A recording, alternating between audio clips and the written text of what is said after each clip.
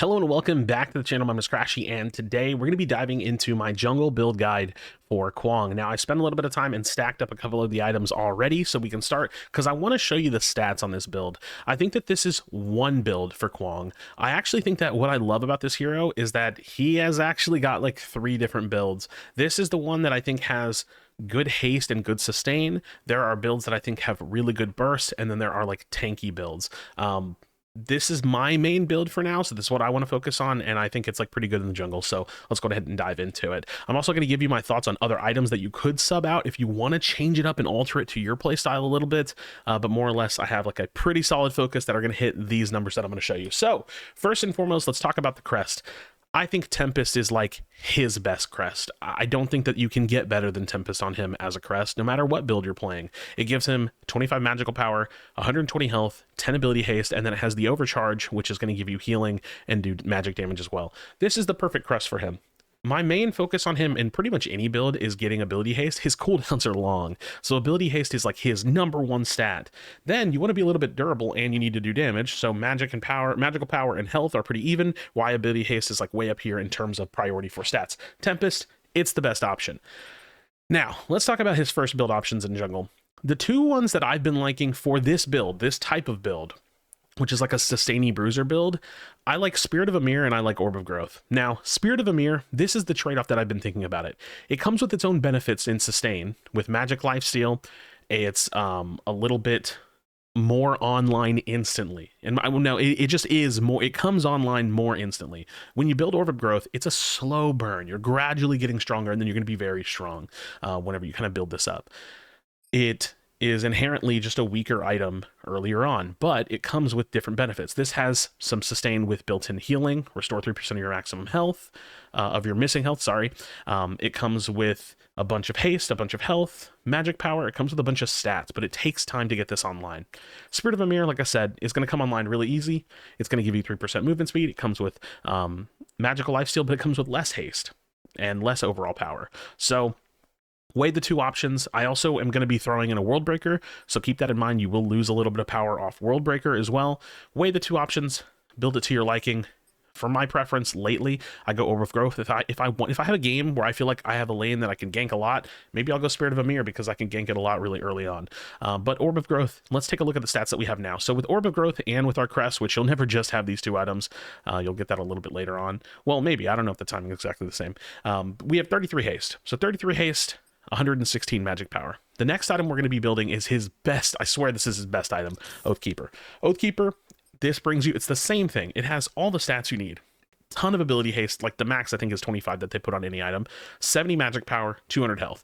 Now, the Celestial Spellblade is pretty awesome too. You use an ability, you smack somebody, cool, you do damage. That's his playstyle. That makes sense for him. So perfect item for him. This is going to bring us up to 186 power at 58 haste. So 58 haste is crazy already. Again, you're not really going to be here probably yet. I forget what time of the game the orb usually maxes out at, but for the sake of the build, we're looking at the orb maxed out.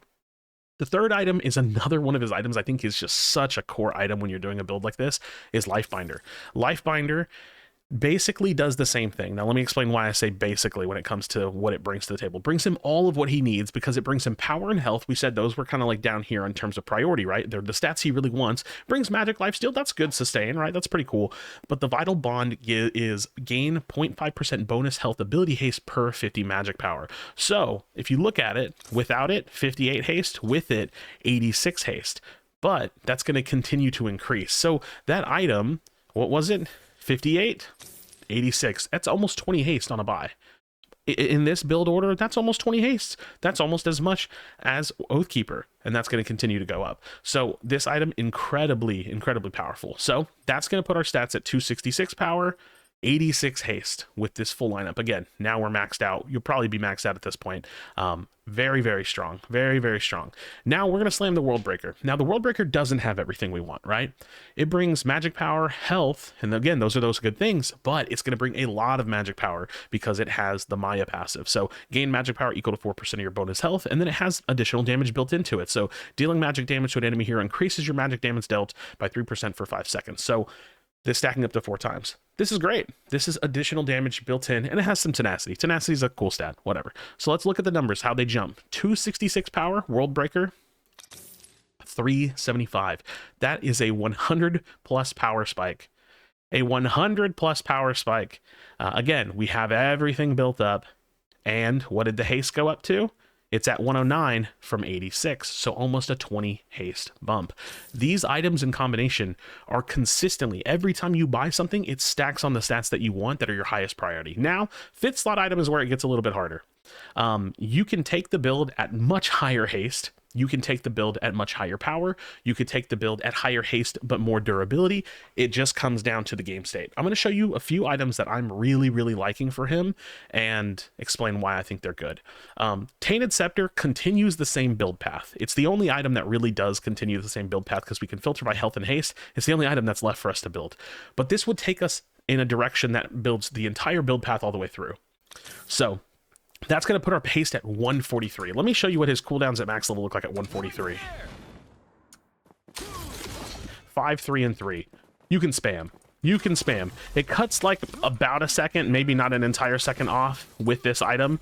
I've kind of tested it a little bit, so without it, you'll see it cuts about a second off of the cooldown. I mean, it's probably rounded, but you get the point. So, and it comes with more health, so that's going to increase the power because of World Breaker. It has power built into it. It's an anti-heal, so if you need an anti-heal, that's great. And, you know, you might actually want to throw this in earlier if you really need it. And then it gains a stack of malice every 15 seconds, stacking up to 15 times. So let's say you're at max stacks when you're walking around with this. When you use an ability, deal up to 60 and then plus 15% power, magic power, additional true damage based on your stack. So if you were to like throw this and pop it and you were at max stacks, that's going to do a lot of damage. So I personally like Tainted Scepter in this slot quite a bit.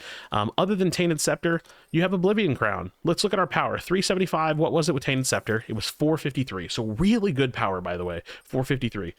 Oblivion Crown, this is going to instantly jump us super high, and then it's going to increase our magic power more. But it's not going to stack any magic power with World Breaker, but you have to admit, it's probably going to be really, really high. Really high. 569. If you want to be this sustained bruiser and then finish off with burst, you absolutely can do that. I think there's nothing wrong with that. It might be the best option. It really might. I think another really strong option is, let me show you, is going Magic Armor with Flux Matrix, because this doesn't inherently raise our power by much. It's only going to go up a little bit because of the World Breaker, but it's going to give us the additional 20%, or what is it? Nearby enemy heroes take additional 10% magic damage. So nearby enemy heroes take additional 10% magic damage. This is going to give you health. It's going to give you haste. It's going to pull our haste back up to that same point that we were just at, more or less with Tainted Scepter. And it is going to give us some magic armor. So if you're in a magic damage heavy enemy team comp, you can build Flux Matrix. I think something like Golem's Gift could be really good because that's like physical armor. If you need physical armor and you want to continue power, again, not going to bring you any health, so you're not going to get like much cooldown reduction out of that or anything to stack with the life binder, but going to continue that path. So this core 4 I think is so incredibly strong on Kwang.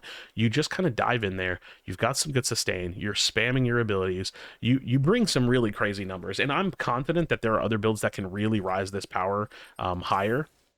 I think again my favorite option is probably between Tainted Scepter, Oblivion Crown, and maybe Golem's Gift, because this is like if you really are just getting beat up by physical damage, Golem's Gift is going to give you like a pretty good amount of armor, up to 30 additional physical armor, and then 30 additional magic power. So it's like 100 magic power and 70 physical armor. And then when out of combat, you gain maximum stacks of Stone Skin. Whenever you take physical damage from an enemy hero, lose 1 stack of Stone Skin. Casting spells will restore 1 Stone Skin. So yeah, this item's pretty damn solid. So you can see that this would give you, you know, some nice build up, right? And you gain 6 magic power and 6 physical armor per stack, up to a maximum of 30 and 30. So friends, that's what I'm building on Kwang right now. I think the core 3, core 4 is really, really good. I think the order is probably the thing that took me the hardest outside of Orb, but you really do just kind of spam abilities, and it gets a little crazy. And now, I mean, that's full build, but I think the thing about building something is that you want it to feel good while you're building it, and this build feels really solid to me whenever I build it at like the core 2, 3 items. I think the biggest concern with this build is that it does feel like it takes a little bit to come online because of the nature of Orb. So let's take a look at the stats. We'll compare it to Spirit of Amir, right? So I had to build this item up. So this is full build too, so keep in mind it's kind of a slow burn getting there. So let's look at our stats. 475 power, 132 ability haste, Oh, this is with Golem's Gift. Let's go with Tainted Scepter because I tend to build that. So 453 power, 143 ability haste. I'm going to drop the Orb of Enlightenment or for Spirit of Amir. So 453 power, 143 ability haste, and I'm just shy of 4,000 health. So we're going to go 453 power, 116 ability haste, and less health. So you can see that Spirit of Amir is going to give you a much stronger early game. And then Orb of Enlightenment is going to scale you higher.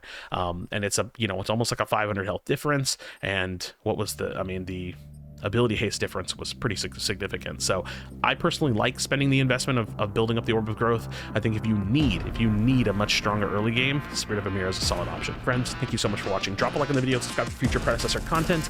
As always, be sure to be kind to one another, tell someone you love them, and I'll see you on the next video.